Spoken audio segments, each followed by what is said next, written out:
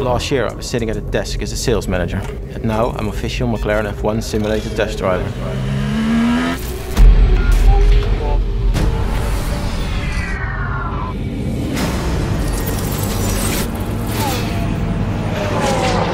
So it's 1.4 behind.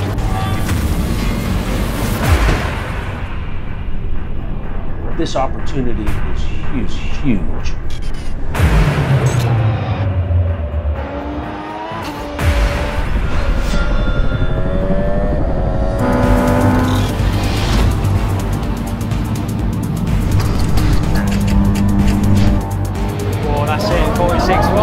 That's faster than the factory McLaren driver, and he's done 6 laps.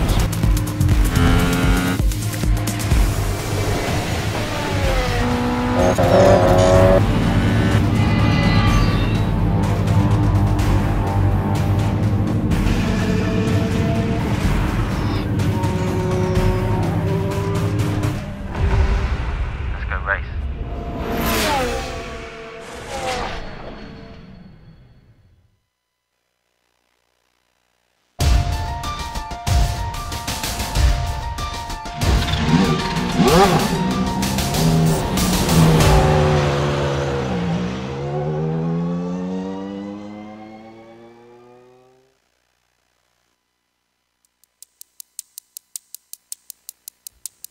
In 2009, future world champion Nico Rosberg brought his Williams FW31 up from 15th on the grid to finish 4th. It certainly was a tremendous performance by the young German, and now it remains to be seen who can take this car not only to a podium finish, but a win here today at the Nurburgring. Hello everyone and welcome to Germany for round 2 of the Batteries Not Included Championship. I'm Samuel Ryman and alongside me in the booth is Johan van der Velde. Down on pit road, we have our good friend Stefan Schlascher, and up in the director's booth, we have our director, Sean Crackers Ambrose, using camera sets provided by Dougie Beard. Johan, the Nurburgring has played a big role in the history of Formula One, although it must be said, of course, not always at this configuration. Yeah, exactly. Just the name Nurburgring will evoke a lot of emotions with race fans all over the world. Drivers have been racing around the German town of Nurburg since 1927, and the Nordschleife was feared and respected by all who went there. But today, we don't visit the Green Hell, we visit the Nurburgring. This 5.1 kilometer GP track was built to meet the highest safety standards in 1984. Originally, a lot of spectators didn't like the track. They called it Eifelring or Ersatzring, believing it didn't earn the right to bear the name Nürburgring. But since then, F1 had some incredible memorable moments at this track. Take for example the last lap suspension failure of Raikkonen in 2005, or Marcus Winkelhock leading his debut race in a spiker after a heavy rainstorm.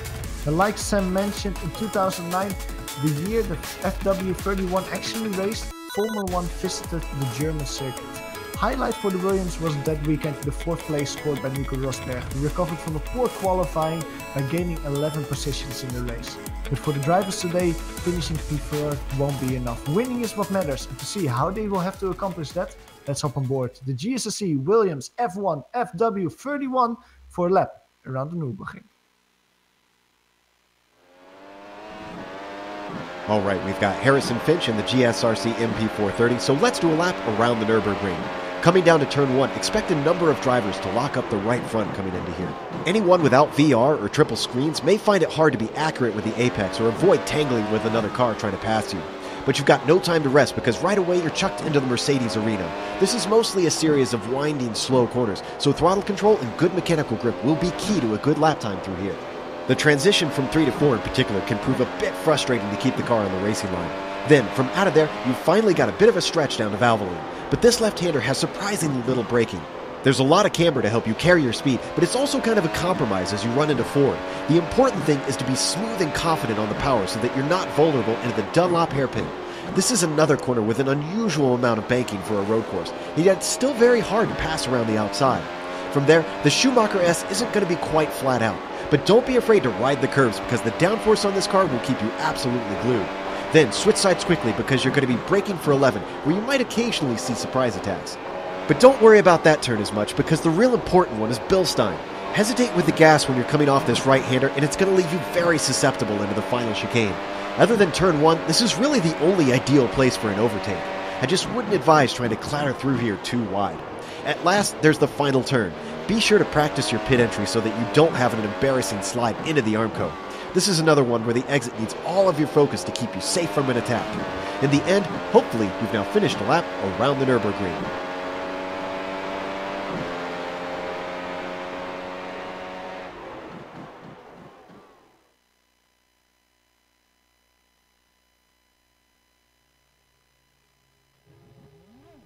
That's what a lap around the Nürburgring looks like in a modern day F1 car. And the McLaren, of course, we go back in time a little bit with these machines. These are the 2009 Williams FW31s. All right, so we're one round into the season. This is round number 2, which pretty much means when you take a look at the point standings, it's, well, it is the finishing order from the previous race. So, 101 points went to our race winner at Silverstone, and that was Clayton McLeod. And you can see here how the points figured once, basically, how the points work is after each race, they look at the strength of field, the number of drivers, and they calculate what the iRacing official points would have been had this been an iRacing official series race. They calculated that Clayton McLeod would have taken 101 points for his race win over at Silverstone, and Joseph Fabian would have taken 96 points for second, and then so on. We have Tommy Unhola, Adam Trelemenski, and Ian Ash rounding out the top 5. 4 drop weeks will count by the time the season comes to a close in 12 weeks' time, but there's still a lot of racing left to do before then, Johan. Yeah, exactly, because this is only the second race of this 12-race championship. Now, as you just mentioned, Sean, There will be 4 drop weeks. That's what those 4 watermarks mean in the first row there.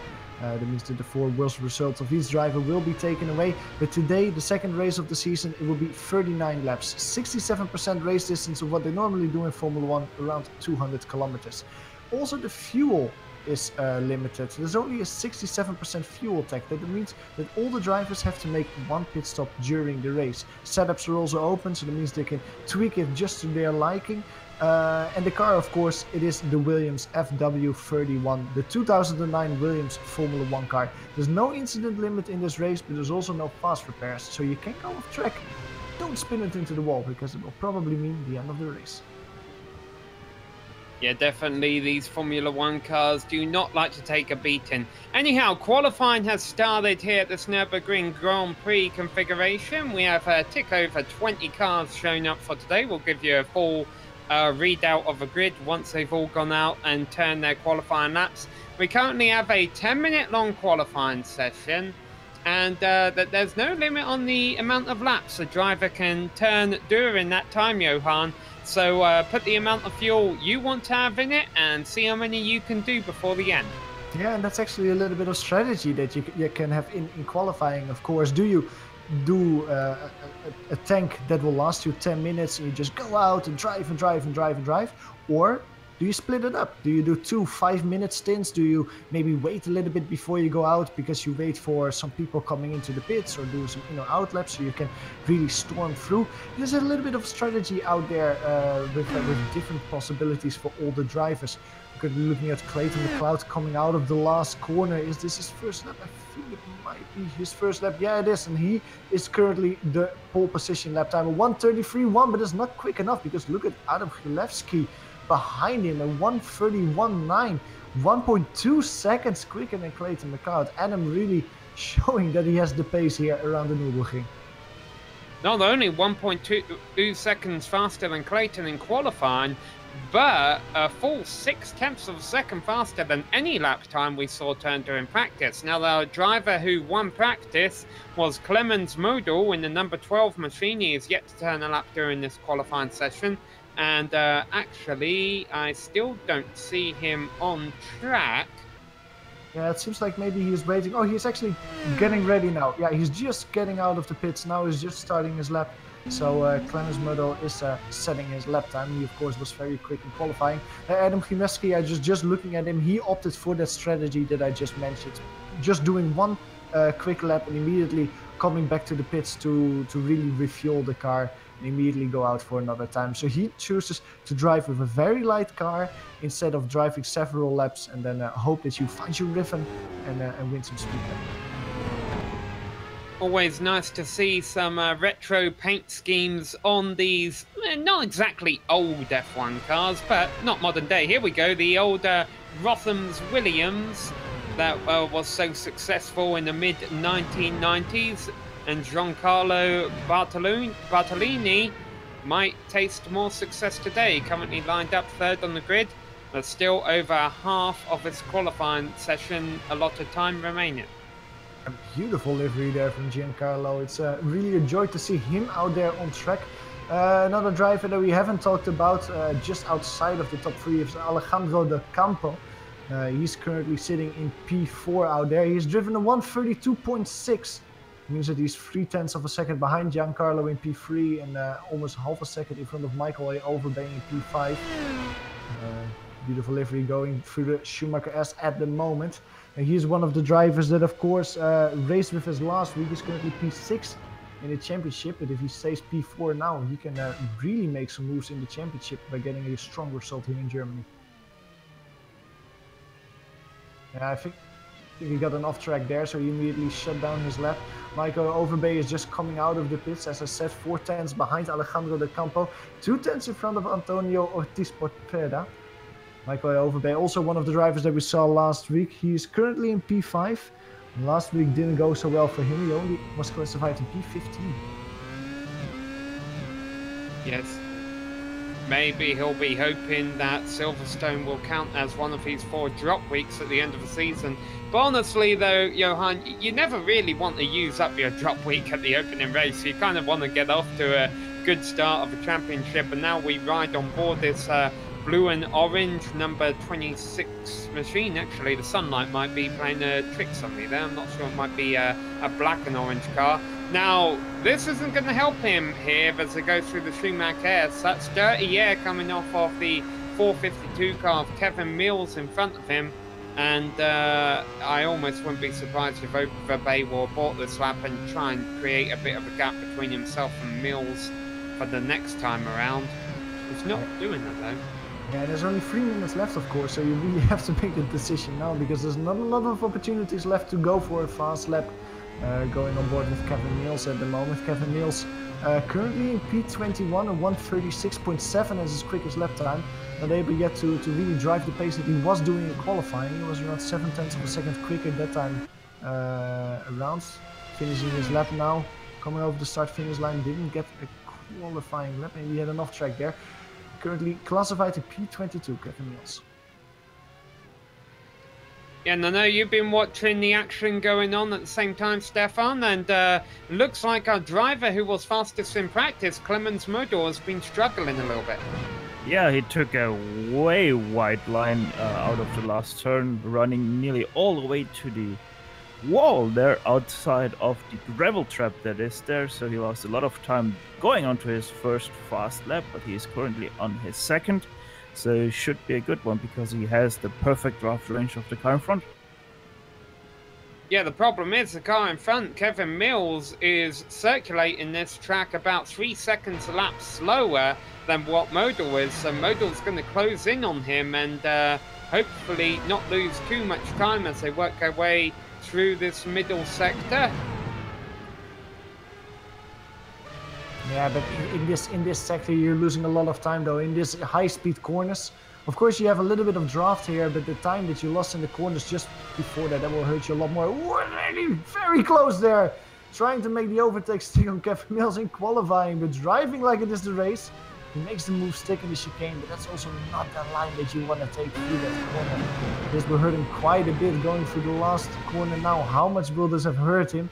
He did a 1:33.1 so far. He did a 1:32.5 in practice earlier. That lap time didn't count. He must have had an off track. Even worse news, though, he still has more traffic ahead, and this is the last time he'd be able to set a lap. But the 25 car of Johnny Bell was in front, and in fact, I think Modal may have picked up an off track right there. No, he immediately parks his car at the side of the track, and that's all he wrote.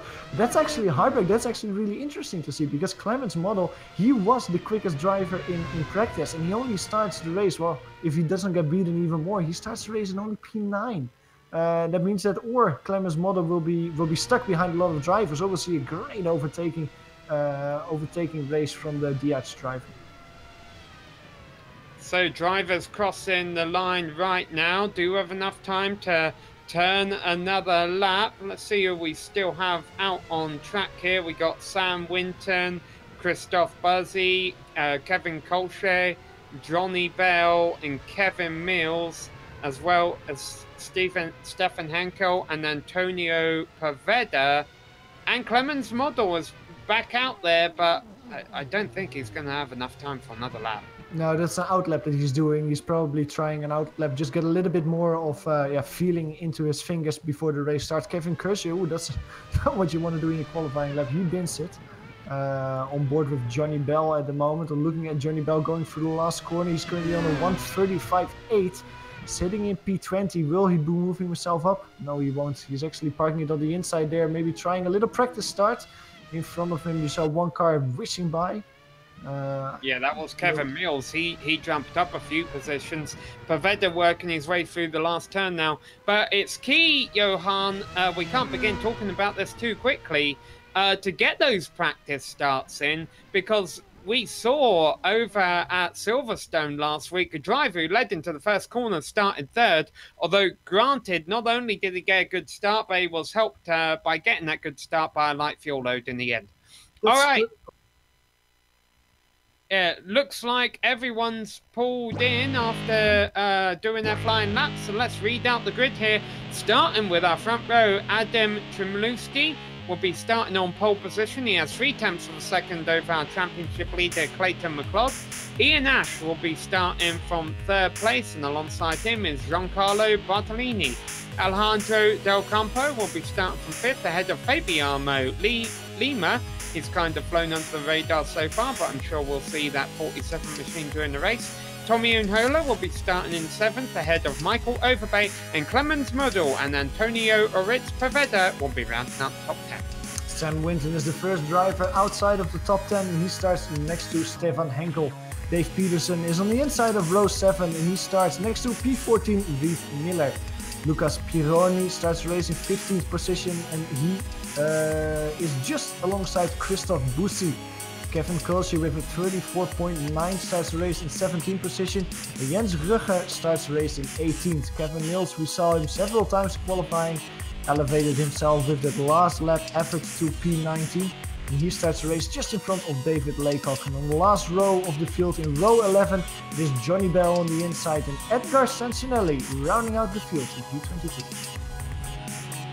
That's the 22 cars turn in the lap during qualifying. They're all in the session. Hopefully we should get them all gridded up here for a full field to race down into the first corner.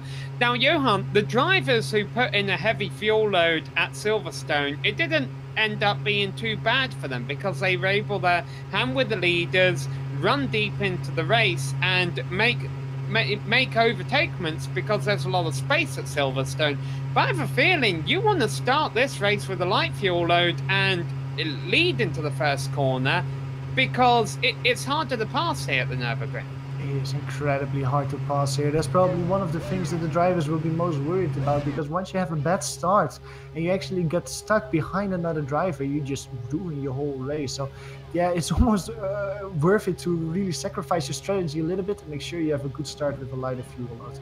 And here all the cars are gridded up. Adam Tremlowski about to lead them away for 39 laps around the Nürburgring. The lights off and away they go. It's a nice start by Adam. He should be able to lead into the first car, but who will be second? Because it's really getting mixed up there. Ian Ash is able to move up very deep into the braking zone, goes Inhola. That's going to cost him on the exit. Maybe, no, he's got the inside for turn 2. And so he's in 4th place. The battle is on for 2nd. Ash against McLeod.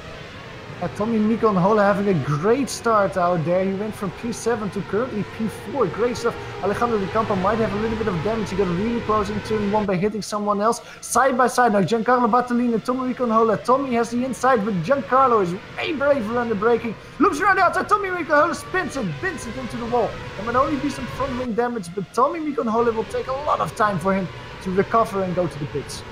Not the only crashing on our opening lap. We had some drama towards the back of the field as well, Stefan.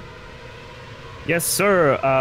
Ortiz Poveda did outbrake himself, had to go onto the grass, and then didn't stop in time and hit Model right on his right rear tire.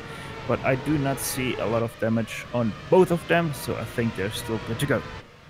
Ortiz Poveda currently got overtaken immediately by Clemens Modder. Clemens Modder going over the gravel at the moment. That's in the back of the circuit. That's in the bit turn 12 is that. Antonio Ortiz Poveda doesn't look that quick though. I think both drivers might have to go to the pits for some repairs because it looks like they're both struggling with their car. Oh, that's Sam Winton, almost got collected in the chicane there. Let's see who goes into the pits. It is Antonio Ortiz Poveda who chooses to come in. The Iberian driver has to come in to repair his car after lap 1.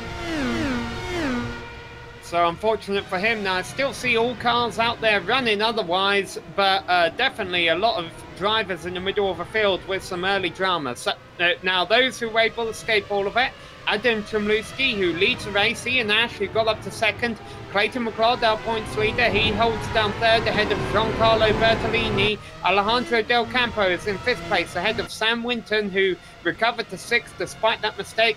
Clemens Model remains in 7th ahead of Fabiano Lieber. Michael Overbay is in 9th place, and up from 16th on the grid, Christoph Buzzi found his way by all that opening lap drama and currently runs in 10th. Big gap though between Alejandro Del Campo in P5 and Sam Winton in P6, almost 4-5 seconds between the two of them.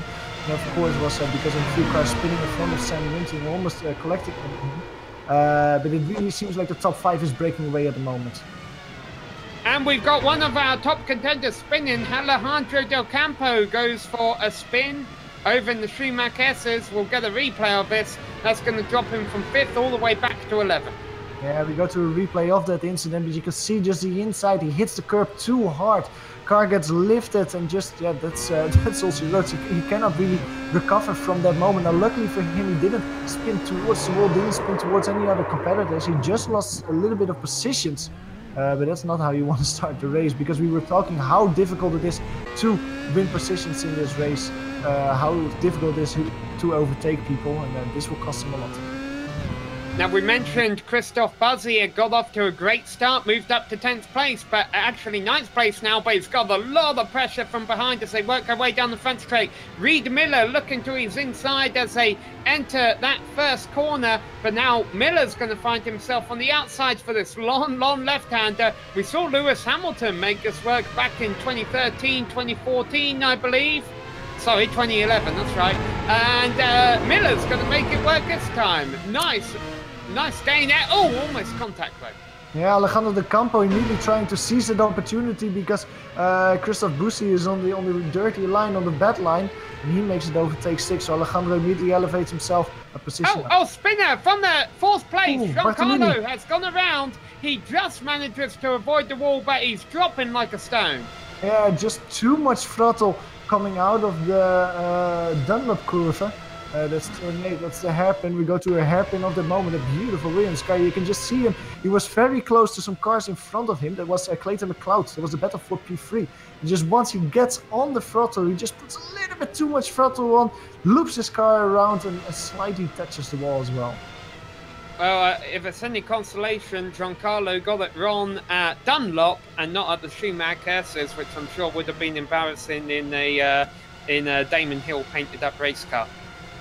Exactly. Well, nothing is going wrong at the moment for the top 3 though. Adam Gilevsky is still sufferingly leading this race. He's currently 1.5 seconds loose from INS, who is currently sitting in P2. And Clayton McLeod, he has dropped 1 position since the start of the race, but he's still on a podium position driving a P3. Clemens Model, of course, he's the driver in P4. Now, he of course dropped back a little bit. He had a bad qualifying, he had some contact in lap 1, but he's actually recovering. He's only 9 seconds behind the leader at the moment, winning 5 positions since the start of the race, doing a good job so far to really stay out of most of the trouble that the people in front of him had, and having a lot of open space in front of him to really close the gap towards Clayton McLeod. Currently a bit of a scrap going on for 7th place here. And that's Alejandro Del Campo, who's storming his way back to the field after his early misfortune. He just made a pass there on Fabiano Lima. And let's hand it back down to Stefan in the pits. Stefan, I mentioned at the top of the show, I didn't think a heavy fuel load would be a good idea at the start here because it's hard to pass. You don't want to get on the back foot. But honestly, I think I've seen quite a lot of passing going on here. It can be hard to pass here, but honestly, having the fuel load will enable you to have more grip on the car generally. So I think in going for the high fuel load and just drive it out is the better option here, especially with this kind of pit lane that we have with such tight turns into it and out of it. So I think the high fuel load is the way to go here. And the way to go for our director is bringing it to this battle for 8th place between a lot of yellow race cars, and that is Buzzy really driving it deep into turn 1 to try and get by Fabiano Lima, who is now dropped all the way back down to 10th place. So an aggressive move, but he made it work. The driver for 14, Christoph Buzzy, now up into 9th position. We could see there on the left, Michael Overbay, that's the spinner, that's the car that was P6. He just lost it in the little addition of the corner there. Quick replay of that. He lost it going into 2-4. He was in the battle with Alejandro Campo, and just on throttle, like we saw earlier with Giancarlo, with some other drivers as well, just looping it while going on the throttle. And Bartolini has gone for another spin, and his race went downhill a little while ago, unfortunately, from 4th place. This time he's going to take it a tow to the pits. Also in the pits, we have a 24 machine of Stefan Henkel. I think that's from damage on the lap 1 drama we saw. And Lucas Peroni has also called it a day. So we're down to 19 cars, it looks like. Battle for P8, as we see on screen at the moment, that's Fabiano Lima. Fabiano Lima is fighting there. Just behind him, it's Kevin Mills, very close. Kevin Mills having a great race so far, starting in P19, currently worked his way up to P9. So a lot of scrapping going on in the middle of the field. At the front end of the field, though, the top 3 have remained in order pretty much since turn 1. Ian Ash was able to get by Clayton McLeod into the first turn, but since then they have remained in order, with Adam Tremlewski leading the field, Ian Ash in second and Clayton McLeod in third. And it seems quite appropriate with these 2009 F1 cars that the one beating them all the way around is the one painted up like a Brawn that was so dominant in the 2009 season. Absolutely. Well, Braun didn't win this race, I think, if I'm correct. I don't know if I'm correct with that one, but Adam Shilevsky is certainly giving it the spurs at the moment. He's 2.2 seconds loose from INS. Ian and Clayton McLeod are currently running around the dame lap times. Both did a 34.0 last time around, but Adam is just a little bit quicker. He's 0.3 per lap faster than the 2 drivers behind him, 33.7. He did last time around, so he's just extending that gap little bit by little bit in the first stint towards his pit stop. You get some confirmation here that Mark Webber actually won this race for Red Bull back in 2009. Stefan, you caught another spin out there on the track. Yes, Bussy right in the Mercedes arena out of turn 2, just too much throttle and barely avoids the tire wall on the inside. And that is going to cost Christoph Buzzi 4 positions. He had been running in 7th, and now he has dropped all the way back to 11th position. A lot of time lost by Adam Chlewski there. He had to lap some traffic. That was David Laycock. Lost quite a bit of time there. The EMS could win around half a second to a second, getting closer to him. INS now has to get around David. Oh, he almost loses it there on the exit. Beautiful save from INS to not loop it. Ascended into the wall there. They're having trouble getting around David Laycock here. Now he will finally do it just before the Schumacher rest. Man, all the time that he gained with Adam Shilevsky having trouble passing left traffic, he immediately lost it there. Yeah, and it allows Clayton actually to catch him down a little bit for second. There's always yin and yang to lap traffic, isn't there? Every time you get held up, eventually the guy behind you will get held up too.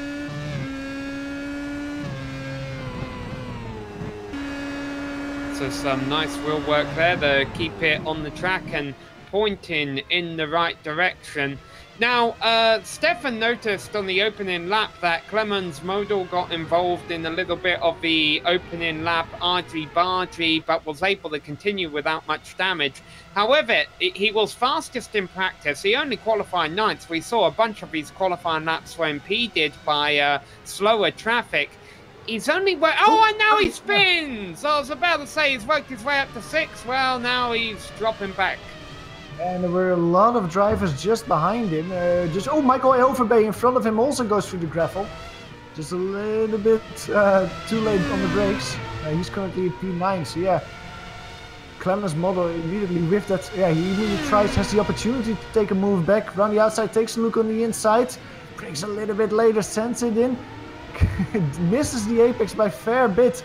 It is in front now, side by side for the next corners. We saw this earlier in the race. On the outside, you can make it work because you can just brake later twice. And he has made it stick. Clarence Model moves himself immediately to P9 and overtakes Michael Elverbay. I always thought the Ferrari was one of the more popular paint schemes for these iRacing F1 cars. It looks like a Jordan is coming in a close second today. They look very good, Sam. I can completely understand that. Beautiful black and yellow. And the battle for P1 is currently cooling down a little bit. Adam Chilevsky is just showing how it's supposed to be done. He is over 2 seconds loose from ENS. But it seems like ENS and Clayton McLeod are getting closer though. Just 5-6 car lengths between them at the moment. And Clayton McLeod is slowly roping an ENS in front of him. Yeah, the reason we're seeing a lot of shuffling here in the early stages when these mistakes are happening is because the guys in the tail end of the top 10 in particular, from 6th to about 10th place, a couple of laps ago, they were covered by just 4 seconds. I mean, there's a lot of close racing going on, and Ian Ash from 2nd place just had the big slide through the grass, doesn't hit anything, but costs him that 2nd position. Go to a replay of that incident, but Ian Ash loses his 2nd position with that. Doesn't go to P3, but just we go to a replay of that incident. Just look at his right-hand tires when he exits turn 2, the Mercedes Arena corner. Just puts his right side tires on the curbstones a little bit too much on the AstroTurf. Just loops himself around. And look how close. You can see as a driver getting the ball closer and closer. And you're just praying that you don't hit it. Well, luckily for Ian, he misses the ball, but he does lose his P2 position. Meanwhile, a third official retirement from the race, Giancarlo Bertolini. We saw him have a couple spins earlier, so he's called it quits. And now, I wonder, we haven't really taken a look at the weather out. Sorry. Kevin Mills had just spun. He was a driver going in P7 early in the race. He fought his way up quite a bit. He was fighting behind Tommy Miko and Hola. Braked a little bit too late and sent his car through the gravel. Didn't hit anything, but lost quite a bit of time with it. Yeah, we hadn't really taken much of a look at the weather for today's race. It's actually quite cool conditions out here. A relatively cool track temperature of 87 degrees Fahrenheit. Now, that would make sense maybe why we would have seen some accidents in the early stages of a race on these colder tyres. But I would have thought they would have got cleared up by now, Johan. They would have been able to get some temperature. Yeah, maybe the drivers were not used in practice to these weather conditions, so we're catching them out at the moment.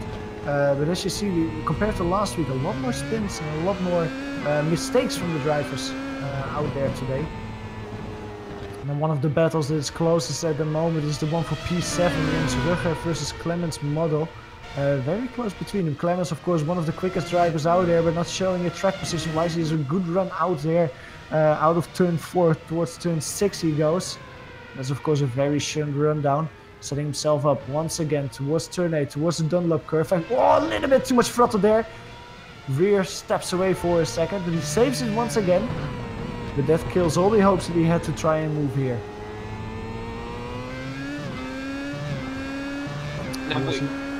Go ahead. Now we're currently working lap 10 of this 39 lap race, so obviously still a little ways before we reach a halfway point. Stefan down there in the pits, I wonder, what do you think is going to be the preferred strategy for today's race, Stefan? You know, I tried to talk to some of the mechanics down here, but they were all moot about their strategy, so I just have to guess here, and I would certainly either split it exactly or go as long as I can in the first stint and then have a sprint till the end. It definitely seemed, Johan, that latter strategy was the way to go by the time the checkered flag fell at Silverstone. Yeah, exactly. I think that as long as you're driving in clear air, that's probably the way to go. But to be honest, if I'm driving there at the moment, for example, take Clemens Model. He is stuck behind Jens Rugger. It's such a difficult track to overtake on, and he's just not able to make that overtake stick. If I was behind the steering wheel, and if I was Clemens, I would probably opt for an early pit stop. Go in earlier, go to the pits, drive some quicker lap times, and by the time Jens comes in as well, you'll be in front of him. Yeah, it looks like we're having our first scheduled stop right now. This is very early, Stefan. Yes, sir. It's Kevin Kolsche is in pit lane. He's right now on the tracks, going already down it. He had some nose damage. I don't know where that came from, but probably he pitted because of that. Do you almost wonder if he might just be putting in a little bit of fuel, thinking about doing this as a two-stop race? Oh, sorry. Sorry, Antonio Ortiz Perfetto. Oh man, he almost looped it once again into the wall. He was right behind Johnny Bell, tried an overtake. His car spun, he saved it, slammed the brake, lost the position to Kevin Mills with that. We go to a replay of that incident, but the Iberian driver almost losing it here. Just follow him a little bit. It happens a few corners after this. Going towards the run towards turn 6, turn 7 and 8, and the exit of turn 8, that's where it happens. So different fortunes for those Brawn F1 drivers we've seen today. Paveda now down in 16th, whereas Adam Tromluski continues to hold about a 6-second lead up front. But back to the point there, Johan, do you think we're seeing some drivers opt for a two-stop strategy? I don't think. I think that you lose so much time in the pit lane that that's probably not feasible. By the way, on track, on screen, we see a great move. Kevin Mills tried an overtake on Johnny Bell there. Didn't make a second, immediately under pressure by Antonio Ortiz Poveda. Poveda's probably the quickest of the three, sending it on the inside. We've seen this several times. Beautiful braking maneuver of Antonio there. Really makes it stop right on the apex, but a little bit too slow on throttle to make it stick. He has to immediately settle behind Kevin Mills. If he has a good run, a good line here through the corners, Kevin Mills is sliding. That will hurt him a lot coming out of here. Antonio is a lot cleaner, taking a lot more momentum with him. He is quicker, a little bit of draft. It's difficult, it's such a short straight towards turn 6. Kevin Mills, oh, once again, almost going over the gravel there. It would have been the second time. He's really, I have the feeling that Kevin Mills is almost also quicker as Johnny Wellstone. And he's really giving it everything he got to get by Johnny as soon as he can. At some point on lap number 12, Ian Ash had another moment because he just lost about 6 seconds to Clayton McLeod. He was right behind him in second and third place. So Ian Ash remains in third position, but definitely had a moment that lost him a lot of time. P6 at the moment is very close. Fabiano Lima and Clemens Modo. Clemens finally making the move stick, elevating himself once again to P6. Great move from him. Kevin Mills at the same time is side by side with Antonio Ortiz Poveda in the chicane. Beautiful on the outside. Antonio makes it stick. He can set himself up to drive towards Johnny Bell and go for P14. Yeah, now Clemens, let's not forget, dropped back there to begin with because of a spin he had in the final chicane a little while ago. Fabiano Lima now coming under pressure from Jans Rocha. I don't think we've mentioned him at all today. But meanwhile, this battle continues here between Unhola and Miller. Oh, I think there might have been a bit of contact there. Kevin Mills at the same time had a little spin, but no worries to him. He just lost a little bit of time. But this battle between Reed Miller and Tommy Miko Unhola is very good. Just behind him, Dave Peterson is taking a look as well, especially because Tommy Miko Unhola had a bad run out of turn 7. You can see that the track time he immediately loses towards Reed Miller. Through turn 8, very slow, Unhola. Sorry, that was Reed Miller. Very bad exit from Reed Miller. Apologies for that. I had two cars confused. Reed Miller having with a bad exit there and Dave Peterson getting past him. That was just a change for 7th place at the top of a hill. Jans Rocha just got by Fabiano Lima, so Lima loses 2 positions in 1 lap. But I want to give a shout out to Jans Rocha. He started 18th. He is all the way up to 7th already. And I've got to wonder, Stefan down there in the pits, if this means Rocha is on a light fuel load, the way he's just been able to carve his way through this field.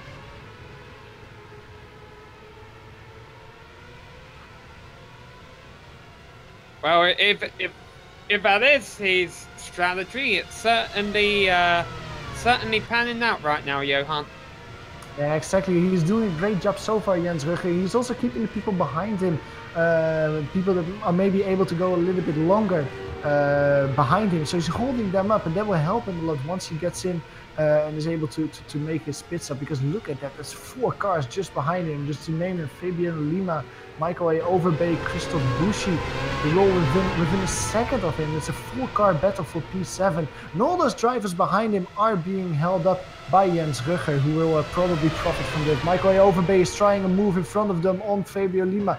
Great move. That's not really a place where you make overtakes. It's going into turn 11.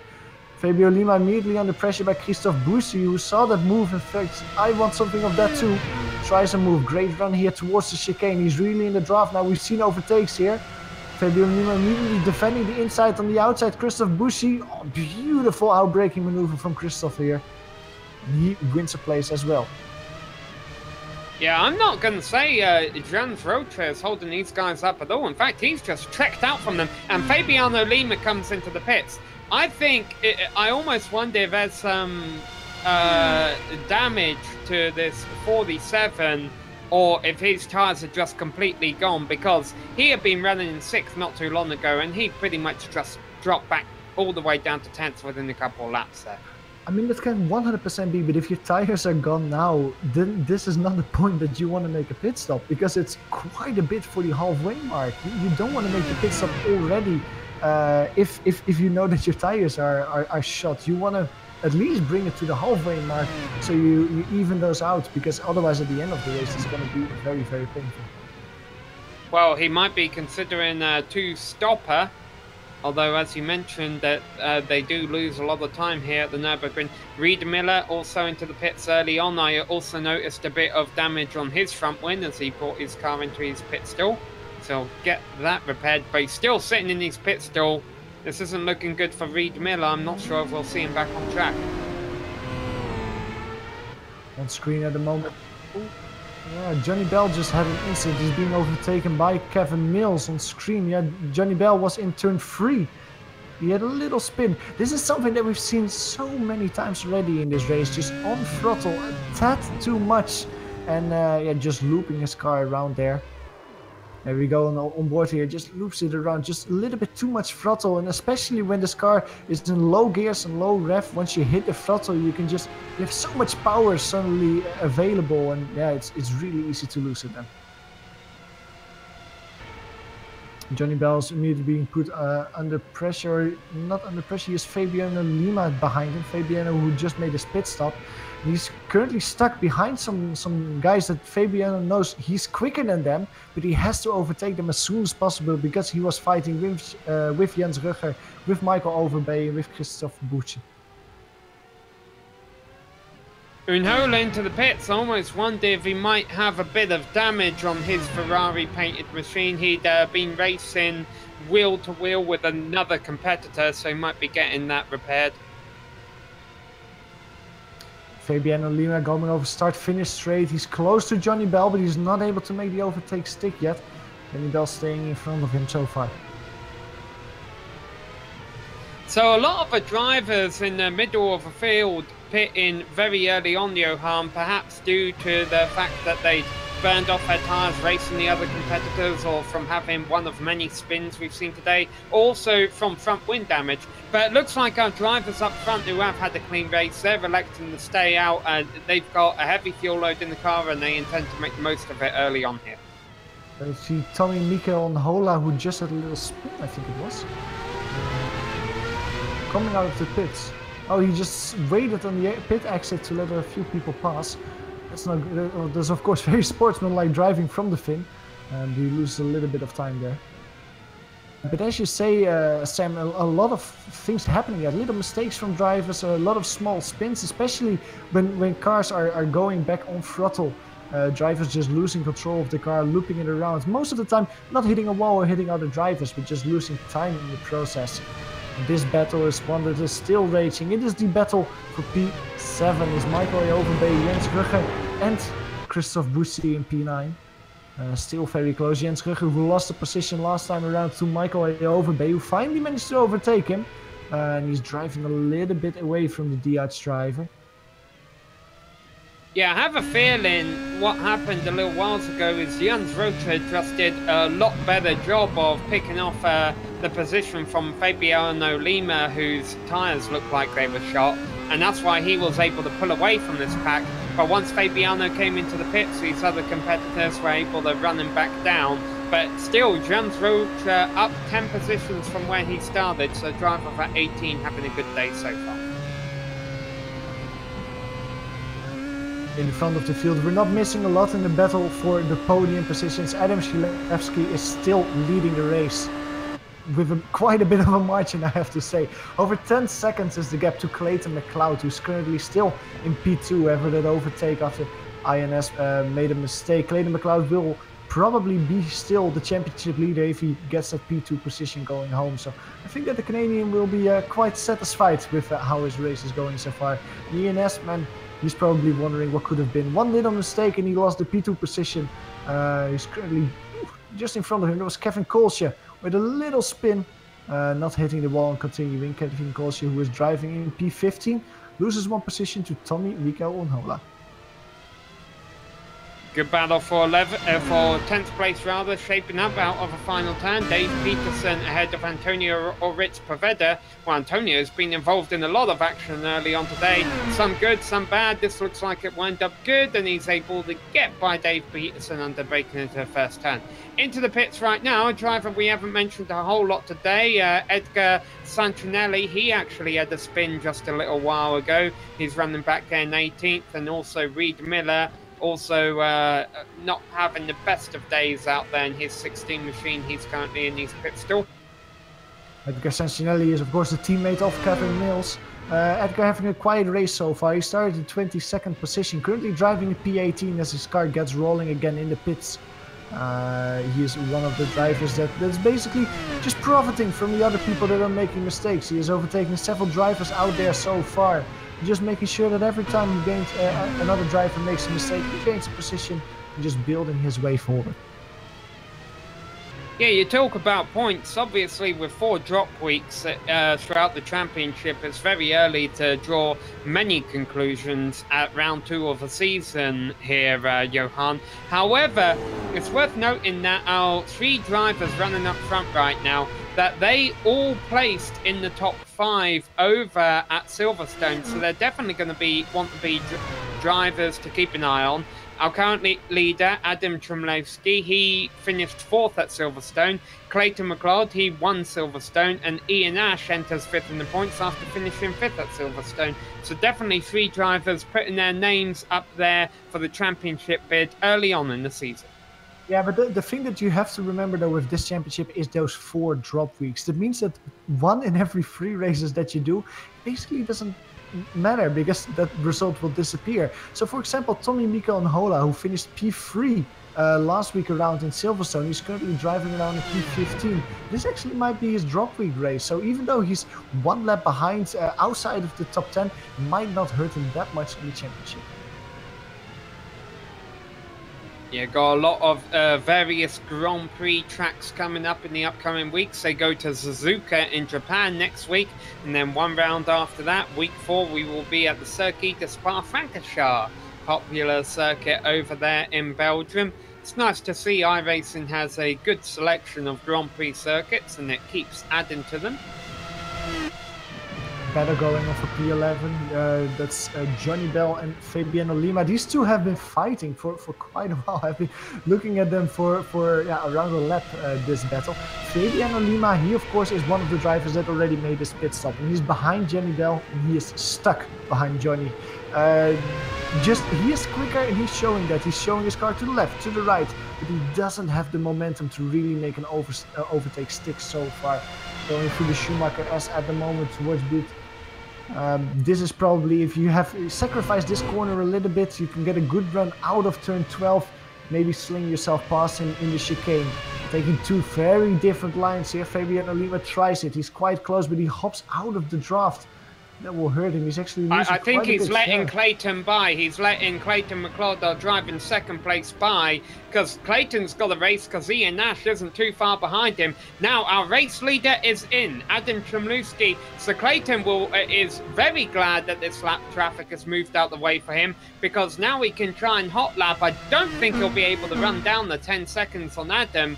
But, I mean, he's going to be able to open the gap over Ian Nash here, because Ian Nash is going to have to get by these 3 cars. Absolutely. In that mayhem of letting Clayton McCall by, Fabiano Lima actually lost an extra position because Kevin Mills was just behind him. And he profited extremely from the bad exit that Fabiano Lima had out of the chicane, immediately passing the driver. And look at this, Adam is released out of a pit, right behind a lap car battle between Tommy Onhola and Kevin Kolsje in that Lotus liveried car. And boy, Adam does not want this at all. I know he has a 10-second cushion over the rest of the field, but this is the kind of thing that could easily lose time. I mean, it's very easy to lose seconds in a Formula 1 car when there's a 1 lap car, nevertheless 2 in front of you. Exactly. So the most important thing that Adam can do is Kevin already went to the side, letting him by. Tommy's doing the same. Is Adam has to stay calm. He needs to make sure that this doesn't get in his head. He has to be consistent. And if he loses 2 or 3 seconds, that's okay. That's something that he can have because he still has a 7 gap towards Clayton McLeod. And as long as he stays calm and just slowly makes his way through the traffic and doesn't make any mistakes, he'll probably be fine once his rivals also come into the pits. Speaking of which, I almost wonder if Ian Nash should come into the pits now before he has to deal with all this fast traffic. He's going to do exactly that. And that's very smart thinking from Ian Nash, who probably will win a little bit of time towards Clayton McLeod because he doesn't have to deal with that left traffic coming into the pits. Now, P11 is still going on Johnny Bell and is fending off Kevin Mills at the moment on the exit of turn 1. Kevin Mills is quite close. And this is a place where we have seen several battles on the outside. You can do it here, Kevin. Just brake a little bit later. You can swing it around. Johnny Bell slides his way up. Oh, beautiful up and under from Kevin Mills there. Around the outside of turn 4. And he makes the overtaking move stick. Kevin Mills brings himself to P11. Meanwhile, Ian Nash is rolling out of his pit stall back out onto the track. And this sorry, a crash. Fabiano Lima, Johnny Bell, he went loose in turn 6 that was, and Fabiano Lima, who was looking at the rear of Johnny Bell for several laps, couldn't avoid him and just clobbered him on his rear suspension. Fabiano Lima will have front wing damage after that, and I think Johnny Bell will have suspension damage. I would be surprised if both cars do not come in for a pit stop next time around. Yes. I mean, it's always bad to be involved in an incident in an F1 car, but maybe not a bad time to do it right in the middle of a race where you can come in and get your scheduled pit stop out of the way. So this works out well for Ian Nash in more ways than one. Not only has he been released where there's absolutely no traffic on the track, but if he had stayed out for another lap, he would have had to have gotten around that accident. Absolutely, but one thing that I want to make sure is Fabiano Lima. This would be great if you could make your pit stop in the rear. That's true, but Fabiano Lima already made his pit stop, so he is put now on a 2-strap strategy where he also has to repair his car. So the whole strategy that Fabiano had for this race is out of the window now. Alejandro Del Campo was running up in 2nd place thanks to not having pit yet, but now he's bringing his car down pit road here at the Nurburgring. Yeah, and Adam Gliwiecki comes around. He's currently in P2 once again. He's only 18 seconds behind Clayton McLeod. That means that even though he lost a little bit of time because of traffic, Gliwiecki that is, he will still be in front of Clayton when he comes for his pit stop.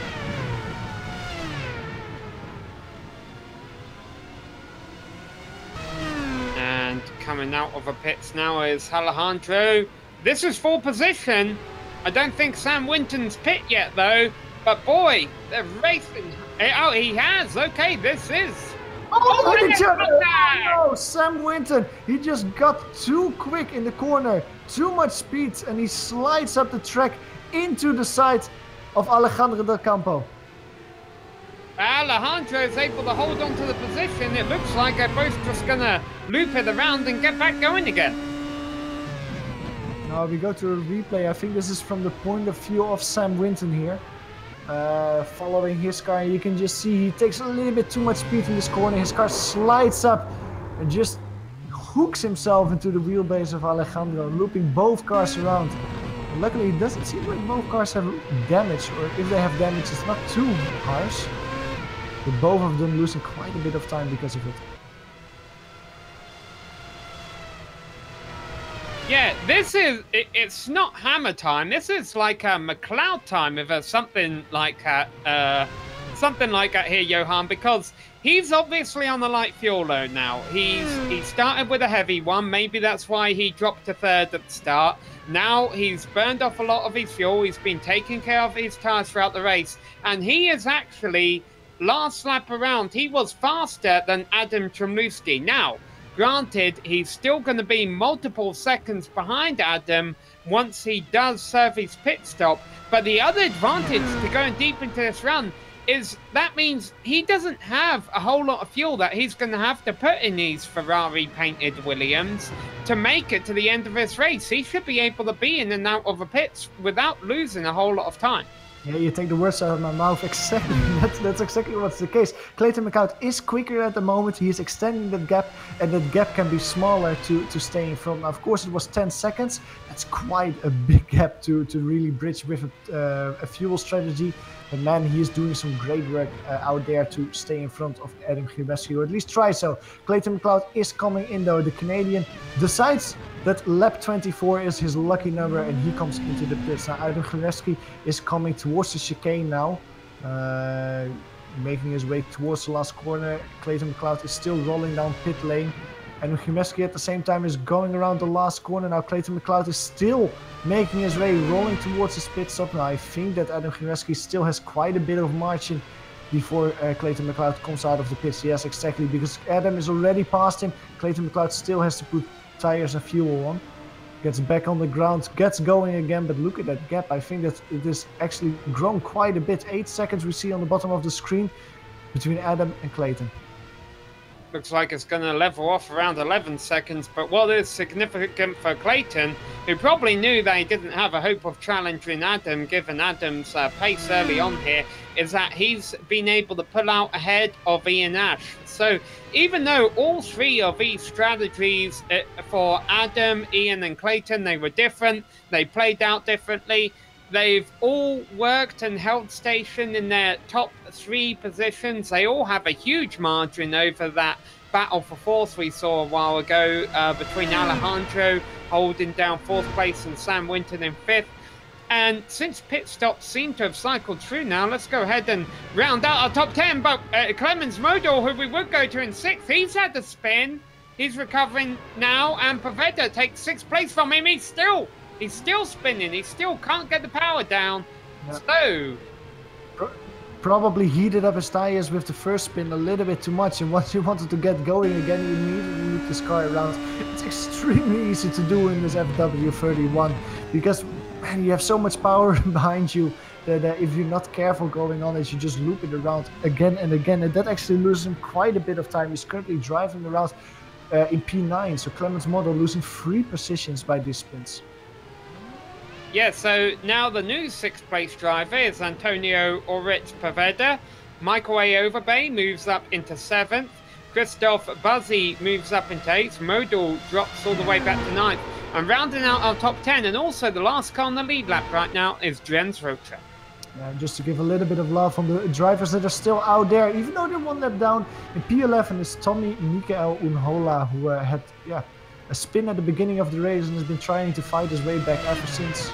Currently driving at P11. Dave Peterson driving around in P number 12. P13, Kevin Mills. We saw him having a great battle with Johnny Bell earlier in the race. Johnny Bell is currently sitting in P14. Fabiano Lima is driving around at P15. Now he is the driver who had to make 2 pit stops out there today, and that has cost him quite a bit of time. He started the race as Edgar Sancinelli is the only driver 2 laps down, and he is the last driver on track. Ooh, and it seems like Clemens Model had another spin, and he has parked, and he has ended the race. Yeah, he's probably just shot up his tyres by now, so that means Tommy Unhola will be promoted to 10th place, even though he's a lap down, so it'll take him a couple of laps to gain that position from Clemens Modal. But Unhola, who hasn't had the best of performances today, it must be said, will still be able to salvage a top 10 out of this. Well, I say that, he's able to salvage a top 10 out of it now. We've still got 12 laps to go and a lot left to play out. Exactly. Well, the closest battle at the moment, I think, is between Michael A. Overbay and Christoph Bussi. There's around a second between these 2 guys, but they're fighting for P7 at the moment. They're coming around some lack traffic now. There is a car of Johnny Bell. Johnny Bell lets it pass both of them. These 2 drivers are having a very close battle, relatively speaking, compared to the rest of the people on track. Michael A. Overbay probably not happy with the race so far, losing 1 position. So winning 1 position only, but Christoph Bussi is the better of the 2. He won 8 positions so far out there today. Now, a reminder, these are the 2009 Williams F1 cars, not the modern-day McLaren that has DRS and KERS and all those little electronic gadgets working for it. Granted, there's a lot of little electronic gadgets in these cars that these drivers can play with, but there's no advantage that Christoph Buzzi will be getting by being less than a second back of Overbay.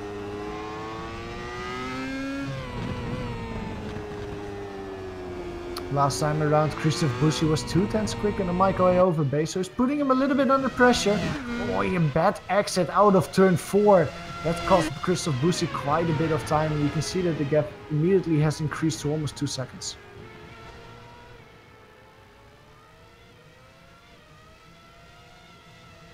I'm looking at the lap times right now.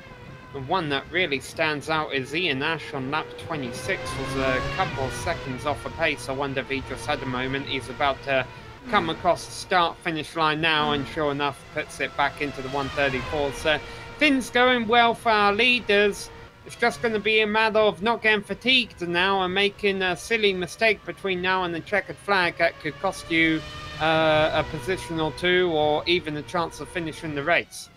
But I think that Adam Chmielewski is actually just quieting down a little bit, because looking at his lap times, he is consistently in the 34s. His last 4 lap times were a 34.0, 34.0, a 34.3 and a 34.4. So it seems like he's dropping the pace a little bit. Clayton McLeod, actually, compared to that, last time around he's in the 33.5s. So Clayton McLeod is winning half a second to a second on Adam Chmielewski. But looking at the amount of laps, even though if he wins like 0.7 of a second per lap, it won't be enough for Clayton McLeod to really put Adam Chmielewski under a lot of pressure when the finish flag drops. And of course, Clayton came out of the pits not too long ago, so he does have newer tyres to the end of this race. But I've got to wonder at the same time here, Johan, if Adam's just not holding back a tiny bit. I think so as well. Like, there's no real need for Adam at the moment to give it everything he's got. It's not like you get bonus points for driving the fastest lap or something like that. So why really put yourself in risk by just pushing all the time? If you can just drive a little bit more conservatively and make sure that you stay in P1 with that. You ever wonder if a bonus point for fastest lap is something they'll bring back in Formula One? Let's not forget, it used to be a factor back in the early days of the sport.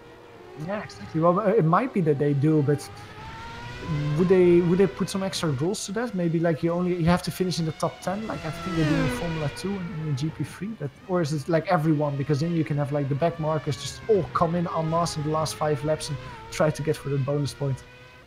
Yeah, well, remember it was the Formula E season finale recently, I believe. What was it? Degrassi and Bremi were racing for the championship and both got caught in a wreck together on the opening lap, and so the race pretty much became them coming in every couple laps to recharge and get new tyres and then go out there and try and set the fastest lap of the race, because it was worth 3 bonus points over in Formula E.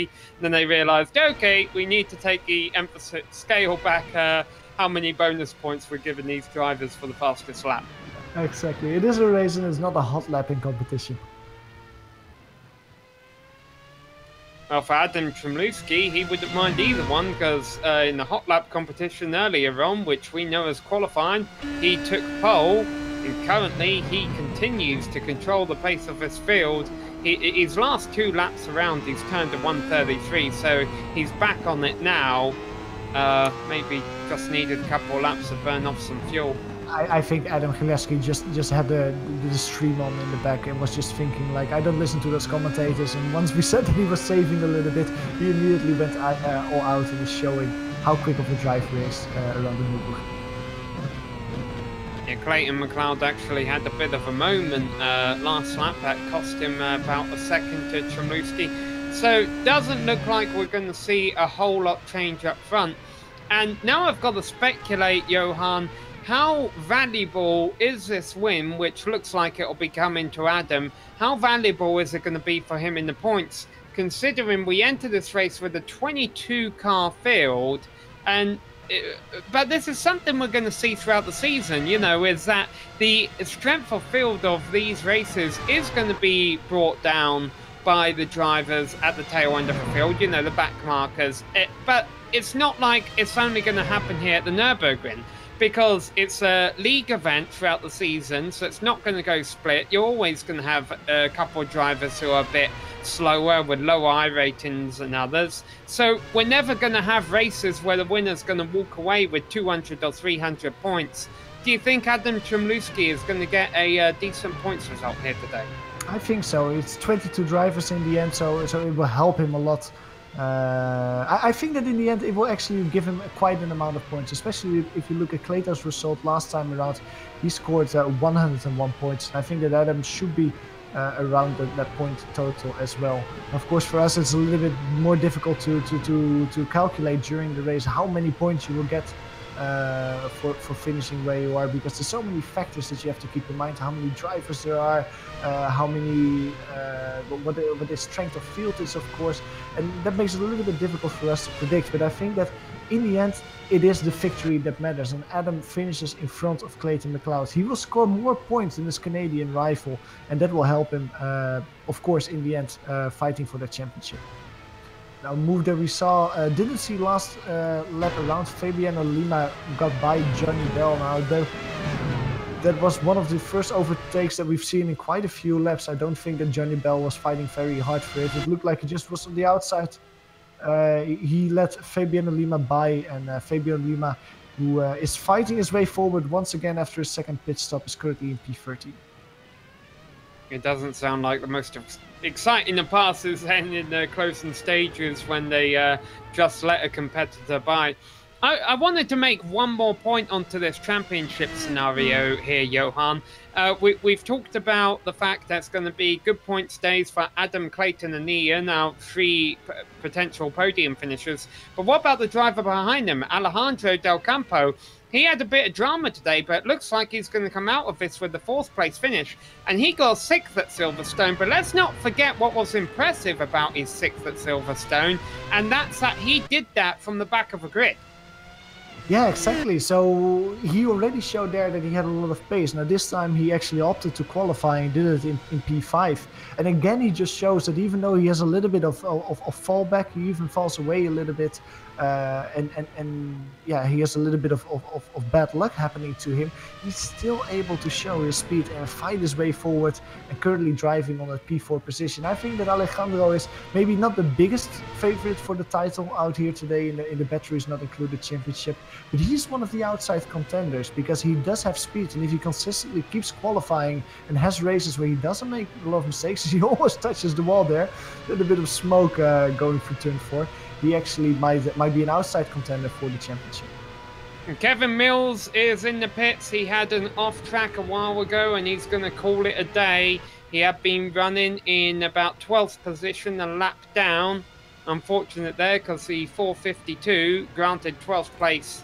You know, he's got several cars ahead of him, but he was doing that from 19th on the grid. So Mills had been going the right direction, but unfortunately going to drop a few positions here in the pits. After towing, and a spin by Buzzy from 8th place. Now he has 15 seconds ahead of Rocha, so he'll be able to recover, remain in the 8th position. But definitely this is a problem when things get spread out in the closing stages, Johan, is the drivers can lose their guard a little bit, make mistakes, and the walls aren't too far away here at the Nurburgring. No, exactly. Well, luckily for Christophe Boussy, he can still continue, but it lost him a lot of time. He was only 2 seconds behind Michael A. Overbay, so he was actually quite close to him and putting Michael under pressure for, I mean, the last 5 to 10 laps. It was, yeah, staying around 2 seconds, but he was always there in his mirrors. But now Michael A. Overbay has relieved that pressure from behind him. He can breathe a little bit easier. And Christophe Boussy has probably has to start looking in the mirrors himself, because Jens Rugger behind him is quite a bit closer than Michael is in front of him. There'll just be 6 laps left to go for Adam Chomlewski when he comes across the start-finish line this time by. He's about to begin that big climb up a hill. If you've ever wanted to know how big this climb is, just go on YouTube and look for Joe Bianchi once here at the Nurburgring, who's the engine on his Marussia blew up at the top of this hill. And Formula One cars don't have a park brake. Bianchi learned very quickly, and that car rolled all the way back down the hill. I believe that ended up bringing out the safety car.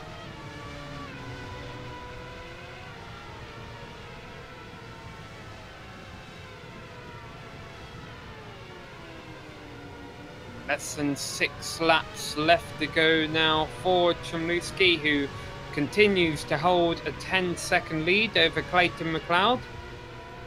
Clayton, once again, not the best of starts for the driver of that number 1 car, but he's proven why he has that number 1 car here today again, Johan, by just being patient in the early stages when he knew he had a heavy fuel load on board, keeping it up front, and by the time the pit stops were all said and done, it looks like he's still going to end up where he qualified in 2nd position.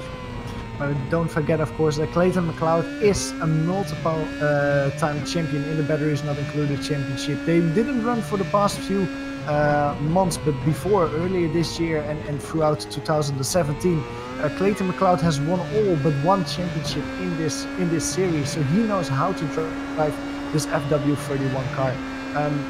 Like you say, he had a bad start, but strategy-wise, he knew what he had to do to come home with again a podium position and again a strong result, and really consolidating his lead, of course, because Joseph Fabian, who's not here today, he was his nearest competitor and the driver really fighting for that championship lead. But Clayton McLeod is just extending the gap towards him and also to Tommy, Mikko and Hona. That looks like a little bit of a fuel miscalculation we saw just on screen right there. Antonio Ortiz Poveda, who had been running in 6th place, comes into the pits with only 6 laps left to go. That's going to drop him to 9th. Now, he has a fresh set of tyres, he has a very light fuel load, so he's going to be able to turn in some hot laps here, and that's what he's going to have to do if he wants to get a position back from Jens Rotra and these closing few laps. I think that Poveda actually had to come in because he made a pit stop very early in the race. Lap 2, he already made a pit stop after he had some contact and some damage. And he probably has completely failed his car at that pit stop, hoping that maybe it would be enough to make it to the end. But finding out now with 5 laps to go that no, I have to come in again and lose a little bit of time. By putting in a splashing desk and being able to make it to the end of the race. So this moves Buzzy up into 7th place, it moves Rocha up into 8th, and now Buzzy and Rocha are lapping the circuit at high 134s, so for all intents and purposes, let's say 1 minute 35s. Poveda is 5 seconds behind Rocha, he can run that down, he's 10 seconds behind Buzzy. If he wants to get by Buzzy, he's got to be running in the 132s, which would be a tough ask here. I have a feeling he'll be able to run Rocha down there. Yeah, probably. And maybe he put on some tires as well, being able to really bite down that gap at the moment. He currently first has to lap once again the car of Edgar Sancinelli. He gets by him. But yeah, he's currently 5 seconds behind Jens Rugger. With 4 laps to go, 1 second per lap, I think that Antonio should be able to do that. And at least put Jens under a little bit more pressure before the race is over. Yeah, the problem for Poveda is he also has the lead of a race in a similarly painted Braun GP car. Adam Chomlewski about to come around and put him a lap down. Not only is that a problem in that it will cost Poveda time, but it's going to cost him a lap essentially. You know, all of a sudden, he's not going to have 4 laps to run down Rocha anymore. He's only going to have 3 when they come around to the line. Yeah, exactly. The necessity of really being quicker and roping Jensen as soon as possible will be only more important. In the meantime, I don't know if you saw it on top, Clayton McLeod has, well, basically gained the bragging rights because he just drove the quickest lap out there today, a 1:32.9. I think that's the quickest lap time of the race. It's certainly the quickest lap time of Clayton McLeod, and also quicker than Adam has been so far in the race. Alright, so I want to see what the lap times are for everyone about across the line right now. Rocha in 8th place, being run down by Poveda in 9th place, but also with that lighter fuel load and fresh tyres, can Poveda stay on the lead lap ahead of our leader? So it's a 1:35 by Rocha, that's not good at all. A 1:33 by Poveda, so that's 2 seconds that lap. And in fact, it's faster than our race leader. So Poveda, if he can keep doing this, can stay on the lead lap, and that will give him another lap to try and run down Rocha for 8. I'll even say it differently. Poveda is currently quicker than Clayton McLeod either. He is the fastest driver on track. And if he stays, like you say, in front of Adam Gilevsky, he'll be able to drive towards Jens Rugger and maybe try a last lap maneuver for P8. He might even get there before the last lap. The gap between them now is only 2 seconds, 2.5 seconds. And last lap around, Poveda ran down Rocha. Well, when these two, assuming they finish from the lead lap, when they come to the line this time, they'll have 3 laps left to go. So Poveda will definitely be able to catch the 18 car here, but will he be able to pass him will be the tricky part. Remember, no DRS. Yeah, and of course, Christoph Bussi in front of him in P7. I think he's a little bit too far away. Antonio is around 1.7 seconds quicker, with a 7.8 gap between the two of them, especially if he also has to pass Jens in the meantime. I don't think Antonio has enough time to make up 2 positions before the race is over. Coming towards the chicane now for another lap. Officially, it looks like Antonio has gained quite a bit of time towards Jens Rugger. Let's see at the lap times this time around. Christoph Bussi in P7 in front of them did a 1:34.6. Jens Rugger behind him, he did a 1:34.6 as well. And Antonio 1:32.8. Fastest lap! So again, yeah, fastest lap even. 2 seconds quicker than Jens Rugger. He's really putting down the hammer at the moment and roping in Jens Rugger extremely quick. Maybe Poveda didn't catch that piece we were saying a little bit ago, that they don't actually award a bonus point for fast lap here. But they do award extra points for winning a position in P8. Exactly, that's what he's going for. Yeah, and look at it visually. There's just 5 car lengths between it. I thought that they would be close together maybe the last lap or something, but Antonio has been so incredibly quick that he already closed the gap to Jens at the moment. Now he will start to feel the negative effect of the draft, especially in the corners. Jens Rugger a little bit loose on the exit of turn 8 there, going for us to the Schumacher curve. Look at the speed advantage Antonio has there, immediately putting it around the outside, being able to brake later. Wow, that was so much quicker than I thought. Almost like Jens wasn't there, and Antonio overtakes him for P8. Yeah, Rocha really didn't make it that tough for him. I wonder if it's because Rocha knows he's having such a good race. I mean, even though he's dropped to 9th, he's still 9 positions ahead of where he qualified. He didn't want to risk throwing that away. But what it does mean now is Poveda lost virtually no time being held up by Rocha. So will he be able to run down Buzzy? Now, as these guys cross the line, they've still got 2 laps to go. Right behind them, Trumluski is crossing the line to start the final lap of the race. And actually, he's going to lap Rocha, but not Poveda. 5 seconds between Bussi and Poveda. Man, I don't know. He's around 2 seconds per lap quicker, so Bussi will see him get bigger and bigger in his rearview mirrors. But as long as Christoph stays calm, he will be able to stay in front of P7. Barely. It should have been a 40-lap race, but he will stay in front of him. Well, Trumluski is on the final lap now. The lead between himself and McLeod has shrunk, but I don't think the driver of this number 11 Braun GP machine is anyways concerned about that. He still holds an 8.5 second lead with no pressure from behind. He's just got to work his way through the infield section, then back up the hill towards the chicane and through the last turn, and then Adam will take his first win, his first podium in fact of the season here today at the Nurburgring in just a few moments time. The battle will definitely be on for 7th all the way to the finish. They're about to come around to start their final lap, and the gap now is still at 4 seconds. It looks like it would have to be a mistake from Boozy to give this one away.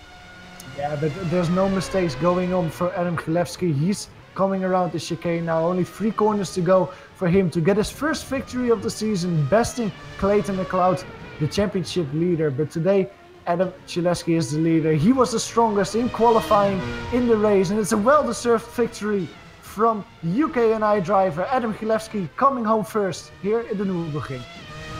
And a well-earned 2nd place from Clayton McLeod behind Ian Ash. Also a bit of a quiet race, despite his spins in the middle. He will wrap up at final podium position, although he lost a lot of time to Clayton in the second half of this race. He'll finish 3rd. Alejandro Campo and Sam Winton, despite their contact, they'll get 4th and 5th. Michael A. Overbay looks like he'll wrap up 6th. This battle for 7th could still be on. It's less than 3 seconds now. But Poveda is running out of time, running out of track to make it happen. They're both in the same view screen, as we could just see. But it's like I said earlier, it is 1 lap too short for Antonio. 1 lap more and he could have had Butsi. But I think Bussy will just stay in front of him now. Just a few more corners to go. Is really, if Bussy makes a mistake, then Antonio is there to pounce on it. I don't think he will be able to. Only the chicane in the last corner to go. The car will get closer and closer. The black and yellow car in the rear view of Christoph is getting bigger and bigger. But it's not big enough for Antonio to make that overtake. Going through the chicane now is Bussy. Only 1 more corner to go, and yeah, I mean, just he stayed calm. He didn't make any mistakes, and that's exactly what he had to do. Didn't make any mistakes. Drive your own pace and just make sure that you keep being consistent. And that was enough for Christoph Bussy to come home in P7. Antonio did his best, but only could overtake 1 driver in the end to come home in P8. That's going to wrap up our drivers on the lead lap. Just 8 of them finishing on the lead lap. Such was the pace of Adam today. Really a flawless race by the driver of that number 11 car. Well, we're going to take a quick break here on the GSRC. We will be back with a full race rundown as well as drive interviews. Don't go away.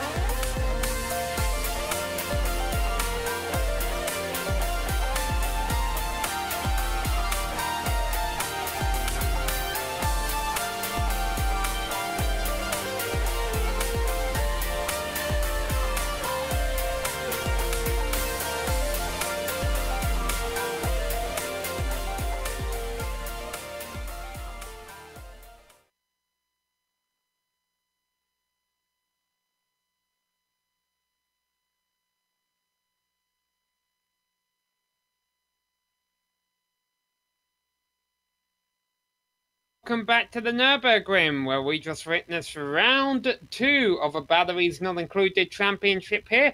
At the end of the day, it was Adam Tremeski taking away the race victory ahead of Silverstone winner Clayton McLeod. Ian Nash rounded out the podium in 3rd place, some 30 seconds back, ahead of Alejandro Del Campo in 4th. Sam Winton finished in 5th position ahead of Michael A. Overbay, and then the battle we were keeping our eyes on at the end was won by Christoph Bussy, who finished about 2 seconds ahead of Antonio Ortiz Poveda. In 8th place, he was our last car on the lead lap. Jens Rotra and Tommy Mikel Unhola were both lapped down. Dave Peterson was the first driver outside of the top 10 with a P11 position, and he finished just in front of Fabiano Lima, who had a horrible race, having to make 2 pit stops after that incident that he had in the latter parts of the race. He comes home just in front of Johnny Bell. Edgar Sancinelli is the last car who finishes today, 3 laps down and in P14, and he comes home just in front of his teammate Kevin Mills. Clemens Motto, who was the quickest driver out there in practice, had a horrible qualifying and an even worse race. He had to settle and was classified in P16 in the end. Kevin Kolscher was also retired. He qualified and finished in P17, just in front of Reed Miller and David Laycock. Giancarlo Bartolini, that was one of the drivers we were keeping our eye on today. After he qualified in P4, well, he retired very early on and is classified in P20. And the last 2 drivers out there today, Lucas Pironi and Stefan Henkel, only managed 2 and 3 laps respectively. Well, a lot of drivers have gone off to their teams to debrief, but we've got one cat all up with us here. Let's go down and talk to Tommy Unhola.